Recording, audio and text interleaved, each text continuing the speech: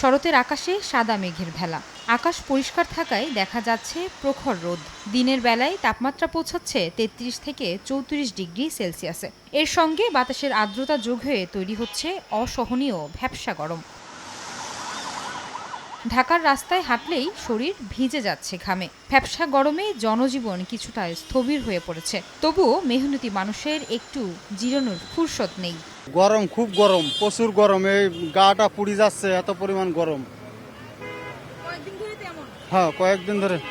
গরম যদি হোক রিক্সা তো চালাই হ্যাঁ, গা তো গরম হয়, তারপরে রিক্সা চালানি লাগে।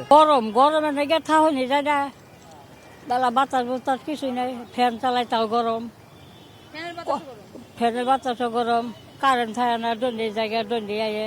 প্রচন্ড গরম, পানি শূন্যতার কারণে অনেক মানুষ অনেক রোগে আক্রান্ত হচ্ছে, এরকম দেখা দিতেছে। ধরনের রোগও দেখা দিতেছে গরমের কারণে। গরমে স্বস্তি খুঁজতে দেখা যাচ্ছে ঠান্ডা পানীয়, শরবত কিংবা ডাবের পানি খাওয়ার প্রবণতা। চিকিৎসকরা বলছেন এ সময় বারবার পানি খেতে হবে এবং বাইরে বের হলে টুপি ও ছাতা ব্যবহার করতে হবে।